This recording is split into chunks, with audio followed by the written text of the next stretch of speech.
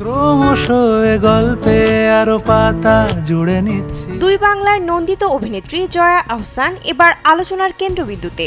Deer মা মুক্তির অপেক্ষায় থাকলেও তার আগেই কলকাতার মাটিতে জয়ার অভিনয় ঘিরে তৈরি হয়েছে বিতর্কের ঝড়। সিনেমাটি মুক্তির আগেই কলকাতায় জয়ার অভিনয় করা প্রসঙ্গে প্রশ্ন তুললেন পশ্চিমবঙ্গের রাজ্য মহিলা কংগ্রেসের সাধারণ সম্পাদিকা জুঁই বিশ্বাস। মঙ্গলবার জুঁই তার ফেসবুকে একটি স্ট্যাটাস দেন। তাতে জয়ার কাজ করা নিয়ে কড়া ভাষায় সমালোচনা করেন। জুঁই লেখেন, আমাদের শিল্পীরা বাংলাদেশে কাজ করতে পারছেন না, আটক করে রাখা হচ্ছে, অথচ স্যান্ডেলিনা সো রূপচর্চায় আভিজাত্য। জয়া আহসানকে ভারতের রেড কার্পেট দিয়ে অভিনয় করার সুযোগ করে দেওয়া হচ্ছে। পশ্চিমবঙ্গের কোনো শিল্পীর কি প্রতিভা নেই? জয়া যে চরিত্রটি করছেন সেখানে অভিনয় করার মতো? কেন ভারতীয় জাদুঘরে তার মিউজিক অ্যালবাম রিলিজ হয়?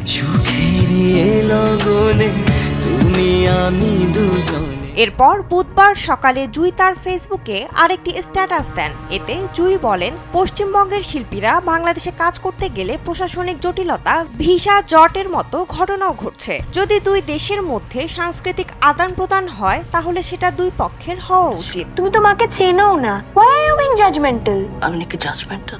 জয়াকে টেনে তিনি আরও বলেন, জয়া আহসান নিঃসন্দেহে একজন প্রতিভাবান অভিনেত্রী, কিন্তু প্রশ্নটা প্রতিভার নয়, প্রশ্নটা ন্যায় বিচার ও ভারসাম্যের। যখন ভারতীয় শিল্পীরা সীমাবদ্ধতায় ভোগেন অথচ বাংলাদেশি শিল্পীরা এখানে বড় সুযোগ পান, তখন তা সবার চোখে বৈষম্য বলে মনে হয়। আমি তোমার হতে চাই।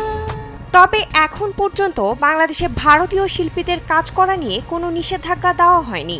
এমনকি এবছর শাকিব খানের বরবাদ সিনেমায় কলকাতার শ্যাম ভট্টাচার্য জিল্লু চরিত্রে অভিনয় করে রীতিমতো সাড়া ফেলে দিয়েছেন। কলকাতার নায়িকা ইধিকা পাল ও যিশু সেনগুপ্ত কাজ করেছেন বরবাদে। এছাড়া কলকাতার কলাকুশলীরাও কাজ করছেন ঢাকাই সিনেমায়। বিনোদন ডেস্ক, কালবেলা।